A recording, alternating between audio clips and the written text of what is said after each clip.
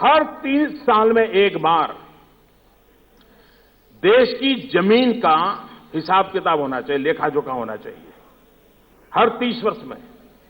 और देश की जमीन का लेखा जोखा, उसकी लंबाई कितनी है, मालिक कौन है, चौड़ाई कितनी है, किस प्रकार का पूरा हर 30 साल में करने का नियम है। आपको हैरानी होगी, पिछले 100 साल से हमारे देश में काम नहीं हुआ है। 100 साल से अगर ये स्थिति बनी, तो कई जगह में नदियों ने अपना रास्ता बदल दिया। सरकारी कागज पे वो जमीन है, खेत है, हकीकत में वो नदी बन चुका है। कहीं पर से पर्वत बह करके नीचे आ गया है, खेत बचा नहीं, जमीन बची नहीं, सरकारी कागज पे अभी भी जमीन है।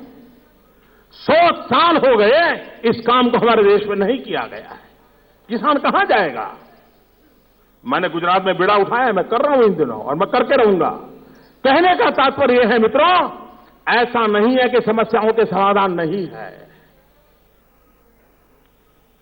लेकिन ज्यादातर सरकारें आती हैं, दिन रात अगला चुनाव जीतने में लगी रहती है।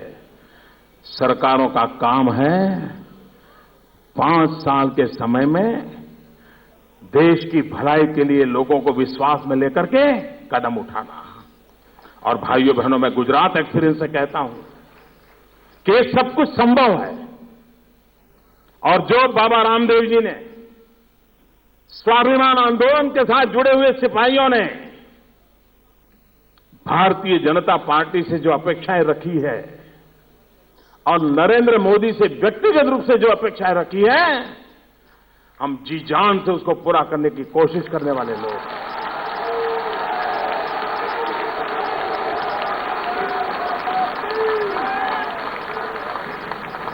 और मैं मानता हूं मित्रों, हर समस्या का समाधान हो सकता है, रास्ते खोजे जा सकते हैं और परिणाम लाया जा सकता है। और भारत बहुरत्ना वसुंधरा है, सामर्थ्यवान देश है। मित्रों, मैं भाषा के संबंध में हम लोगों के विचार बहुत परिचित है, वैदिक जी भली जानते हैं। भारतीय भाषाओं का गौरव बहुत स्वाभाविक बात है।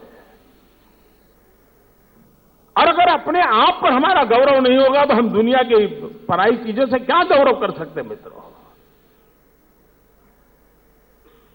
लेकिन हम आधुनिकता के भी पक्षधर हैं, हम टेक्नोलॉजी के पक्षधर हैं, हम विज्ञान को प्राथमिकता देने के पक्ष के हैं, क्योंकि हमने विश्व के सामने उस सामर्थ्य के साथ खड़ा रहना है। और दुनिया जो भाषा समझे, उस भाषा में मेरे देश का बच्चा आंख में आंख मिला करके बात सके, ये भी ताकत होनी चाहिए। मुन्नी नीचे करने का अवसर हमारे देश के बच्चों का नहीं होना चाहिए।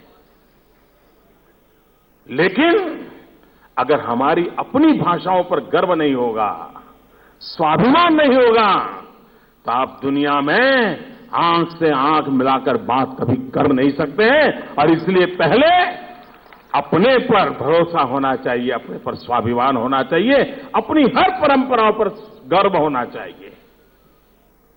हमारी संस्कृति हो, हमारी खान पान हो, हमारा पहनाव हो, हमारे बोलचाल हो, हर बात पर हमें गर्व होना चाहिए। अगर हमें गर्व है तो मित्रों, रास्ते अपने आप मिल जाते हैं। भाइयों बहनों, मैं फिर एक बार बाबा रामदेव जी को अभिनंदन करता हूं कि उन्होंने सही दिशा में देश में सच्चे अर्थ में परिवर्तन क्या हो, नींव कैसी हो, पिलर्स कैसे हो, इमारत कैसी हो, इसके लिए मंथन शुरू किया है। और संतों के द्वारा अगर मंथन होता है तो अमृत निकलना निश्चित होता है। निस्वार्थ भाव से अगर मंथन होता है तो अमृत सुनिश्चित होता है। और भाइयों बहनों, 2 विषयों पर हम दल देकर के आगे बढ़े। 5 साल के बाद महात्मा गांधी 150वीं जयंती आएगी। ये युग पुरुष को हम कैसा हिंदुस्तान देना चाहते हैं, उन सपनों को तय करना होगा। 8-9 साल के बाद भारत की आजादी के 75 साल होंगे। अमृत पर्व आएगा। देश के दीवानों ने 1200 साल तक लड़ाई लड़ी और देश को आजादी मिली। वो आजादी के जब अमृत पर्व आए तब उन दीवानों के नाम हमारा देश कैसा दे, देश कैसा सुपुर्द करे, इसके सपने हमने संजोने होंगे। और एक दिव्य भव्य भारत, हम सिर्फ भव्यता से जुड़े हुए लोग नहीं हैं, भारत भव्य भी हो, भारत दिव्य भी हो।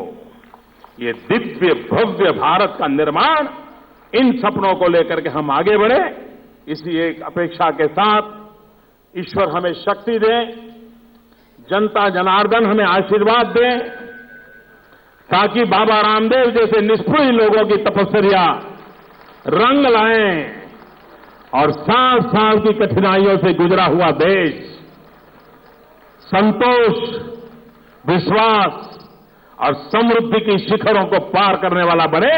इसी एक कामना के साथ आप सबका बहुत बहुत धन्यवाद। भारत माता की, भारत माता की।